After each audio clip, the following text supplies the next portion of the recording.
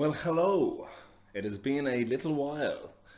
You are very, very welcome back to the Iron Mindset YouTube channel. I am, as always, Iron Ian, and if you have been keeping up with me across on Instagram, which you should be if you haven't subscribed or liked or whatever it is over there already, followed, you'll know that the reason for the small delay in the videos has been we are back in the gym in FlyFit preparing it for the reopening on June 7th. So I'm sure you're all as excited as I am. So I'm going to do my best now, get through a quick video for everyone, keep it tied over, and we'll keep the content rolling then as we move into the gym. There's a bit more of a routine. I can do some recording there as well once the gym's reopened. You may have seen from the last two, I was at an undisclosed location. So the idea for today's video is every time I throw up a question box on Instagram, I'll usually get some DMs or I'll get questions in the question box that maybe not detailed enough for me to do an entire video based around. So I have a list of about 40 odd questions, 35, 40 questions that are not, enough material for a full video. It might end up being like a 3, 4, 5 minute video. So what I've done today is I've taken 5 of the questions and I'm going to answer them as best I can and give you something to listen to maybe for the next 15 minutes or so. It could be longer, it could be shorter. So I'm going to take the 5 questions and we'll have a chat about it. And then, like I said, I've got a good list of them there. So we'll slowly work our way through these. Now, luckily, I do still have a separate list of really, really good, concise questions that I want to get to. Some of them will be over on IGTV. Some of them will be here on YouTube. It really depends on the context. I have a really, really good one coming up with I had a question into my question box about motivation or what like mindset you adopt to get that extra little push, and I actually got some videos from another powerlifter named Hingemaster Flex or AJ Jenkinson, who sent me some really, really good content to use for his thoughts when the question was brought up. And I'm going to play his video in that at the start, and then we're going to chat about what he said and what I think. So that will be on IGTV in the coming days or weeks. Anyway, let's get to today's video. So question 1 is, what is your training split? So I do powerlifting training. We don't split by body parts similar to how you would in bodybuilding. We split by movement. So we have on the abs program 4 main days of training. This usually goes Tuesday, Thursday, Friday, Sunday. Thursday is your heavy deadlift day. Tuesday or Friday, depending on the cycle of the program, can be your heavy bench day. And then Sunday is usually your heavy squat day. So the way it'll usually break down at the moment for us is our heavy bench day is Tuesday, and then this has a deadlift and squat, ancillary move. Basically, so currently we do some deadlift variation, some high bar squats, and some heavy bench press, and a bit of tempo bench press, and 1 or 2 accessories. Then Thursday, it's our heavy comp deadlift, a variation deadlift. There is some close grip bench, I believe, and then some other accessories in there too. So there's no major squatting on that day. Friday then, at the moment, is a lot of variation. There's some pin press, Bulgarian split squat, single leg RDLs, things like that. So that's kind of like a little bit of a lighter or less stressful day between the heavy deadlifts, and then Sunday's the heavy squat, which is, I believe at the moment, some heavy competition squat, then some tempo squats. You got some bench press in there as well, and some squat accessory work as well. So that's typically how it's laid out. During a build phase, you'll do something like that. You'll have one day where you'll do the competition variation of whatever your lifting is, and then you will have a variety of different accessory movements or like variations of the main movement. Sometimes you have more competition variations, sometimes less. I don't write my own programming. I am programmed by Abs Powerlifting. The only other thing I do is occasionally on Mondays or Wednesdays, I will do an extra accessory day. Again, because I'm in FlyFit a lot now, I like to do some extra bit of bodybuilding. This will usually include some dips, pull-ups, a little bit of arm work, and a little bit of overhead shoulder work just to keep that range of motion. And now it's just a bit of cardio. When the gym reopens, it's likely that we'll be teaching classes at some stage, and I want to make sure I'm still cardiovascularly fit for that task. So that's what I'll do. And then on the main days, the Tuesday, Thursday, Friday, Sunday, I'll usually add in an extra little bit of whatever it is I think I need. Just some bodybuilding bullshit, a little bit of fucking biceps, some lat pull downs, like I said, maybe some pull-ups, neutral grip pull-ups, chin-ups, something like that. These are in no way necessarily going to add to any more kilos on the bar for my big 3 lifts for powerlifting, but I do enjoy doing them for the aesthetic benefit. So that's pretty much how I run at the moment. Hopefully that answers that question. So question number 2. Are barbells good for hypertrophy? Yes. Any external load can be used for hypertrophy. Fucking kettlebell can be used for hypertrophy. Sandbag can be used for hypertrophy. Are they the best tool? When you're trying to achieve hypertrophy, so in powerlifting, right? We're trying to move a weight from point A to point B as efficiently as possible. We're trying to put the least amount of tax on our body that we can to lift the most load, yeah? The idea is the more weight on the bar.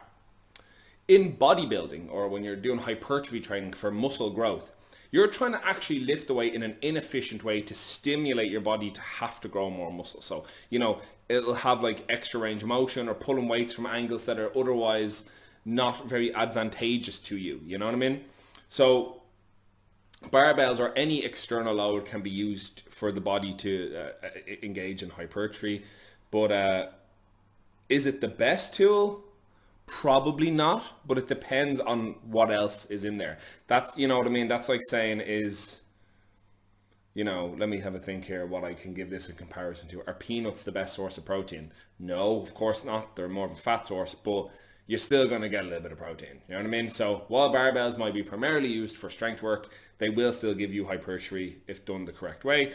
And if you want more on that, I would advise, if you're somebody who's specifically interested in bodybuilding, now I don't just mean going to the gym and, getting a little bit more aesthetic, a little bit better looking. I'm talking about you're into like stage level bodybuilding. I would go and speak to Shane Story, so at sstory94, I think, on Instagram, or Story Strength, Ben Crawwell from Abs Powerlifting, and then who else? Christian Rosca, who runs Imperium Strength and Hypertrophy, or Dermot Kavanagh, who does, I don't know what I think it's Apex Coaching. They would be the main guys I can think of off the top of my head. So Shane Story, Ben Crawwell, Christian Rosca, Dermot Kavanagh. They'd be the guys to speak to for hypertrophy. They'll have content up about it. They'll talk you through things like time with attention, training to failure, what movements are beneficial for certain. Like Shane actually recently shared a post about why he thinks the standing barbell overhead press is a bit of an overrated move for bodybuilding. Like naturally, I told him to go fuck himself, but he probably does have a point. In any case, that would be my recommendation there. Yes, barbells are a good tool in general. Are they the best tool for bodybuilding or hypertrophy? It isn't what you asked, but probably not. There's probably better tools out there. So go speak to the boys. All right, question number 3. What is some good advice you've gotten over the years? I assume you mean over the years of my time in training or in the world of the gym, not necessarily back when I was doing pro wrestling. So for me, what are you saying? Don't worry about it. My laptop just gave me an Iggy to say it could be suffering performance issues because I have it charging, because I'm an asshole and I like to leave my laptop plugged out and on overnight, and the battery's nearly dead every time I go to do this. So it is what it is. I'm sure you're not. I'm sure you guys have figured out that I don't, have the most like cutting edge technology and editing skills. I can put an intro on the start of this and some thumbnails at the end. That's good enough for me. Anyway, so the question is, what is some good advice you've gotten over the years? So in training, some good advice. I can think of definitely a couple. This is how you know this is all off the cuff. I have not thought about any of this already. I wrote it down on a board in front of me and I haven't put any further thought to it. So let me think. Definitely there's some quotes that stick out to me that I've heard or read that like reinforce certain things in my mind. So one of them is, if you do what you've always done, you'll get what you've always gotten. So this really works for me with training and like just life philosophy, work, things like that. If you just keep showing up to, your shitty job every day and you're not doing anything exceptional, you're not trying to, do that little bit extra, then you can only ever expect to repeatedly just get the results you've always gotten. So if you're somebody trying to get in shape and, you're still just exercising the same way, if at all, you're just eating the same way, if, you're even monitoring that, you're sleeping the same shitty way, then naturally you're not going to see any further results. There's no magic that's going to just randomly pop into your life to fix everything. You've got to make a choice. You've got to start building habits external to what you're comfortable to do. And doesn't matter what that is, building muscle, losing fat, changing your relationship with food. I've watched my friend Evan struggle over the past while. So he's really trying to put on weight and he's had to completely relearn reestablish his relationship with food. So he can be somebody who eats more to gain size. He was naturally a very light eater. I think I've used Evan as a couple of examples. Same way, I know people that, like in my own family, that have struggled with weight loss. And again, they've had to realize the way they eat, the portion sizes they have. The food quality is good, but the portion sizes they have are not conducive to what their day-to-day life is and what their goals are health-wise and aesthetic-wise. So these are all things that that quote really stood out for me. If you do what you've always done, you'll get what you've always gotten. And then I heard Matt Fraser say this, I think it was in a CrossFit documentary. He said, I will do today what others won't, so tomorrow I can do what others can't. So there's a lot of sacrifice that comes into doing things like competing in powerlifting, or, you know, being a successful trainer, or like working in a gym in general, because the hours are generally unsociable. Coaching clients is usually going to be a very it's an all-day task. That's why so many trainers go online, or they leave the business after, you know, a year, 2 years, because it's very demanding. And then same with powerlifting. To be somebody who can lift a lot of weight it's not just about showing up and doing the training every day. It's also the other things that people don't like to think about. Like, sure, everybody's all good for, you know, making sure they get enough sleep until they want to go get fucking pissed on the weekend. And everyone's diet's good until, you know, Friday or Saturday hits, or their girlfriend or boyfriend comes over and they want to order a pizza, or you know, their training's gone real good until, you know, well, we're meant to train on Thursdays, but I'm actually going to go do this thing on Wednesday night, so I won't be able to train Thursday because I'm going to be fucked up. You know what I mean? Like, all these little snowball excuses are the reason you end up with mediocre results. Now, don't get me wrong, I'm not saying sacrifice your personal life for the sake of adding a few more kgs to the bar, but there has to be a happy balance, you know? So I definitely feel, I like that quote. If I will do today what others won't, so tomorrow I will do what others can't. I like that one, because it gives, so like, you've probably noticed it yourself. If you're somebody who's ever tried to like start weighing your food, you'll see the way other people react. Like, what are you doing? What are you doing that for? If you're like showing up somewhere with like a lunchbox full of food, people that don't do this feel the need to comment on it. So these are all the little things that people won't do or aren't doing that you're doing that will ultimately yield the results you want. So even if it comes to, like, you know, looking more aesthetic, having a lower body fat or higher muscle, more capable, more energy, more athletic, all these, being stronger, all these things take work outside of what the average person is willing to do in their day-to-day life. So, and then that's why it stands out when people comment on it. All right, what is some other good stuff that I feel like has helped? There was this was very recent. Jordan Syatt shared a post. Somebody asked him about training, and he was just talking through like what people should prioritize. But he said lifting weights, lifting weights shouldn't tickle. They're heavy. They're meant to be heavy. It's meant to feel tough. Like, I've had it numerous times, or I have clients or people I'm working with in the gym for whatever, you know, that pick up a weight and go, oh, that's heavy, or they're walking out squatting going, oh yeah, that's pretty heavy. Like, it's meant to be. It's called weight training. Like, it's not called, you know, feather lifting, you know, or whatever bullshit. The point is that it's meant to be heavy to force you to work. And I think I don't know if it's Instagram or just general fear mongering in society that there's something intrinsically dangerous about heavy weights. If you've been training for long enough, heavy weight is relative. Do you know what I mean? It's not a matter of, like, you know, for one person squatting 50 kilos is super heavy. For another person squatting 150 kilos is heavy. So, you know, that's a relative thing.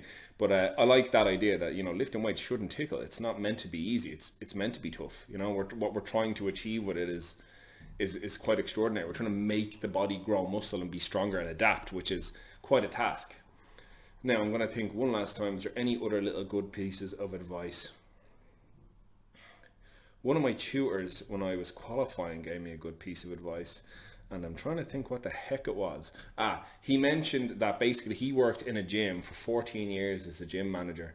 Never progressed, never changed anything, never went to any workshops or seminars or courses, and he regrets it because he feels like he definitely could be a lot further along in his own knowledge base had he actually been willing to go and work in other places or learn from other people. And that's one thing I'm very happy with my own time in the fitness industry. I started like in FlyFit in 2017. all the way up to now. I've like gone to a shitload of seminars. I've worked with a lot of other trainers. I joined Abs Powerlifting. I'm coached by them directly, and all these things have been a great learning experience for me. The place I qualified, Image Fitness, I still occasionally do a little bit of work with them, and that's always a great learning experience. So I suppose that's another good piece of advice. You never stop being a student of the game, and then when you outgrow an environment, it might be time to move on. Like I've been very lucky in FlyFit that I've naturally gone from, being a PT to now I'm an employee, where I went from being a duty manager and now I'm the assistant manager in FlyFit Swords. So it's all been a growing experience, seeing the other side of the business, not just the training people and teaching classes. You're actually seeing the administrative end and what goes into it, and how much more work there is that actually goes on behind the scenes in a gym. Like I had it during the second lockdown, where I mentioned to someone that I was still going into work 5 days a week, and they're like, sure, what do you have to do with it? There's no members. It's like, yeah, but it's a massive building that has air conditioning, it has plumbing, machines go rusty, machines, the chains go dry, you know what I mean? There's lots of little administrative things that people don't think about, or these little like maintenance or, housekeeping things that people don't think about. There's insurance, there's leases, there's paperwork to be done. So it's great to actually learn that end of things. All right, I'm going to move on from that one. So question number 4 is, would you compete in anything other than powerlifting? Yes. My initial interest in like anything competitive related to the gym was actually strongman. I used to watch a lot of Elliot Hulse on YouTube. Really, really liked his stuff. He used to do this thing. He had a thing called a tornado ball, which was like a heavy ball on the end of a rope, and he'd stand with his back against the wall and he'd swing it between the two sides of the wall, and I always thought that looked amazing crack. Like I've actually looked them up to see about buying one just for fun. But I don't think there's anywhere in FlyFit I could do it without smashing the wall.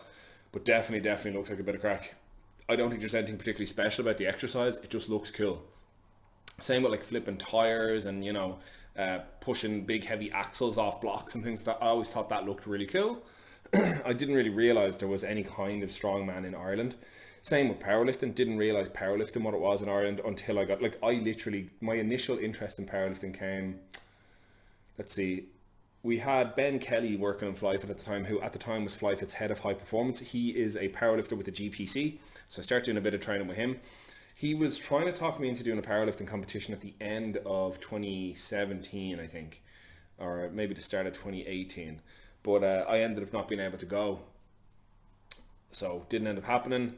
But I was kind of only peripherally flirting with the idea that because I liked squatting and deadlifting, and then I did a little bit of weightlifting for a while. Never had any aspirations to compete in it. But then it was only really probably January 2019. I was really like, I want to do something. Maybe December. January, somewhere between, I want to say, winter 2018 and like the start of 2019, I had the gig on me to do something. And I saw an ad for Ab Series. So I just signed up for it. Didn't know fucking anything. You know what I mean? Just signed up and learned between January and April what I needed to do. Joined Abs about 2 weeks before the comp, and then competed. But yeah, I'd say in the long run, I'll definitely want to do something like a strongman competition for a bit of fun, just to see the different events. And I like that style of training. I'll probably visit a Southside gym to train on some of their implements. Although I do know Abs has a couple of implements as well. So maybe I'll play around with them when I'm back down there. And then the only other thing would be maybe something like CrossFit. No real interest in bodybuilding. I think it looks cool, and I can definitely see the fun of like getting really, really shredded. But I think just the training drop off you suffer during the cut, and the fact that this is no disrespect to bodybuilders, it is essentially a beauty pageant where other people tell you how good or bad you are, and it's very, very subjective. That doesn't really appeal to me, you know what I mean? I don't really want to pay a lot of money to starve myself for 2, 3, 4 months to look a certain way, to be told it wasn't good enough subjectively by somebody else, or whatever the word is. So yeah, not really my cup of tea. Friend of mine did it before. Eddie did it while we were living together, and the house always stunk of fucking fish, because all he would eat would be like fish and green beans, the whole fish and a ass cake. Yeah, that was his life, and it was miserable, and he stank, and the house stank of fucking fish. So yeah, no thanks. But more power to those that do it. I see some of the boys I mentioned earlier, Christian Rosca and Dermot Kavanagh, they have gotten so shredded doing it. Like, they look amazing, but yeah, not for me. So yeah, I'll continue to do powerlifting, bit of strongman, maybe a bit of CrossFit ultimately, but it really all depends on what the events are. because I'm definitely more of a like strength guy than like an endurance guy. I also have no idea how my gymnastics would be. A friend of mine, Dean, who gave me my first ever program, does a bit of CrossFit, so maybe I'll speak to him about it at some stage. And then finally, what are some pet peeves you have about the fitness industry? So what are some of my pet peeves about fitness? Oh Jesus! Oh, how long is this video? Okay, we're almost out. We're nearly at 20 minutes. So Jesus Christ, this could add like another 20 minutes easily.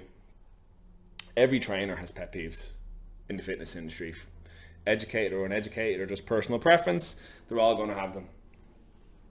So I'll try and give you some of mine while remaining as diplomatic as possible.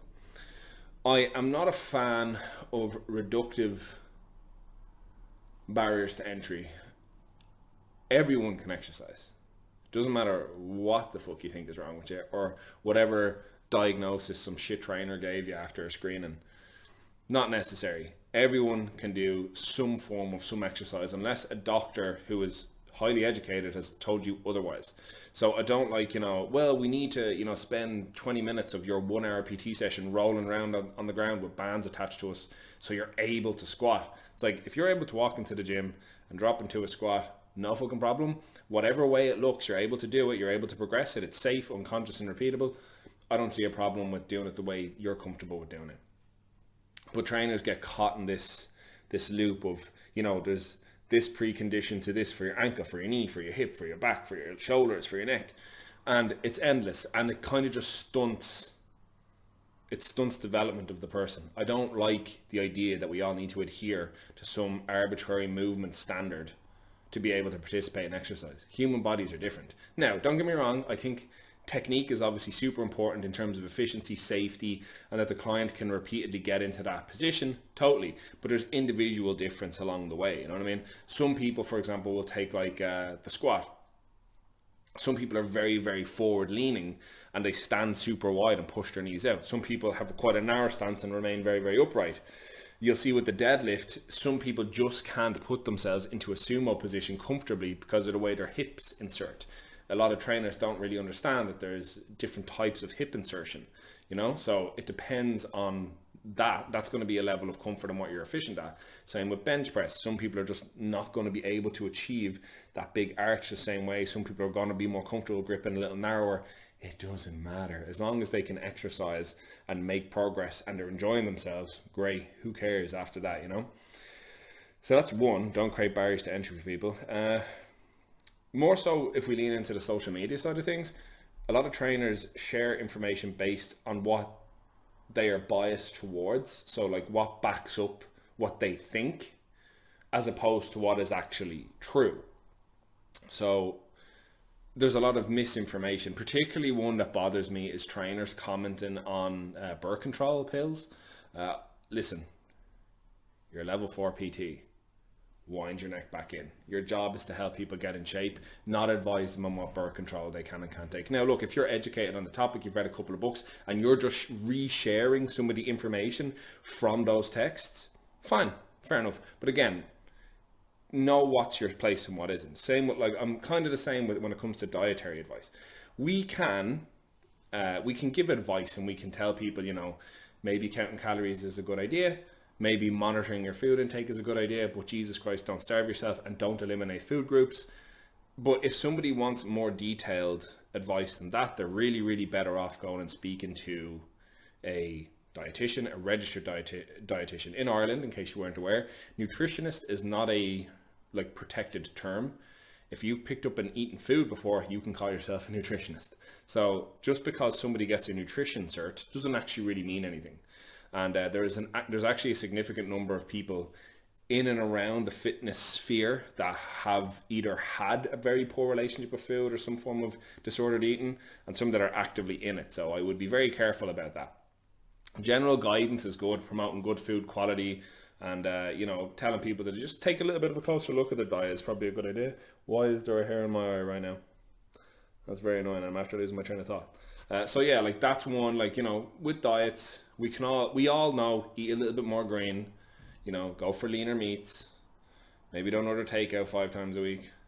Maybe don't drink a shitload of Coca-Cola and alcohol, you know? Things like that. That's fine, but, you know, understand that, like, you're not going to tell someone to do intermittent fasting or keto or Paleolithic diet or carnivore diet. That's not your place as a trainer. That's, and don't get me wrong, we're all adults, so you can advise, but, you know, it's not a risk I think it's worth taking. You're not educated enough. I don't give a shit how many how many forums you've read or how many articles you've read, you know? Your job is to help people train and give them some good advice on food. That's pretty much it. Then the other one would be the whole mental health aspect of online. Trainers very often will pass comment on mental health because of their own experiences. They've either been anxious, depressed, or have some other illness or disorder that they think makes them authority on all these things, or they've experienced it in some way. Fair enough. You can speak about your own experiences. No problem with that. Makes you more relatable. I'm cool with it.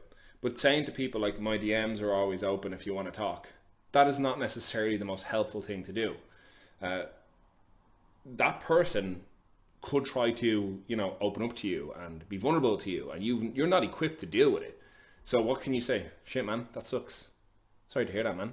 That's not fucking helpful to these people. If somebody is genuinely suffering, the best thing you can do is refer them into the services. Now, don't get me wrong, I know the services are very, very underfunded and very understaffed and need a lot of work, but refer them to the person that's qualified to deal with it, not you. You are not going to solve somebody's psychological issues or lifestyle issues or mental health issues in your fucking DMs. You know what I mean? That's a big pet peeve of mine. Stay in your motherfucking lane. And like that, you know, sharing things that are, like, don't get me wrong, I do think exercise, good diet, good sleep, getting out in the sun, it's all great things for mental health, and I think that's something you can talk about. You know, if you're not feeling great, maybe try these things. And if after, like, you know, because for one, if you're not sleeping and you're lying in bed all day not doing anything and you're fucking eating shit food and all that, you're not getting out in the sun at all, you're going to feel awful. So yeah, for sure, that's something you can talk about. But like, I've seen trainers talk about things like, you know, curing depression with exercise. You know, come on now, wind it back in a little bit there. It's not really our place to talk about that. Again, these are all my personal pet peeves. You can totally disagree. I don't give a fuck. Do it. You have your opinion on it. Share whatever the heck you want. I'll just mute you if you're bothering me. But and then what are other pet peeves? If we're in fitness, if we're sticking with the, like, I'll do one more online one in person one, then we'll wrap it up. Online one is trainers that don't share any. I don't think trainers only have to share meaningful content. I think they can share whatever they fucking want. But like, if you're going to, how would I even phrase this? If your entire Instagram is just topless pictures of you or scantily clad pictures of you in your mirror, you're not really telling me anything. You know what I mean? Like, if you're an athlete, show me some of you on the field, or your clients on the field, if that's the way you do it. If you're like a bodybuilding person, sure, show me you at a bodybuilding show. Show me that you've walked a walk. Show me some training. These sorts of things. You know, even if it's just on your story. But if I look at somebody's page and all it is selfies, I don't know what's discernible between you and just another randomer in the gym that just happens to be in good shape. That's just a personal pet peeve.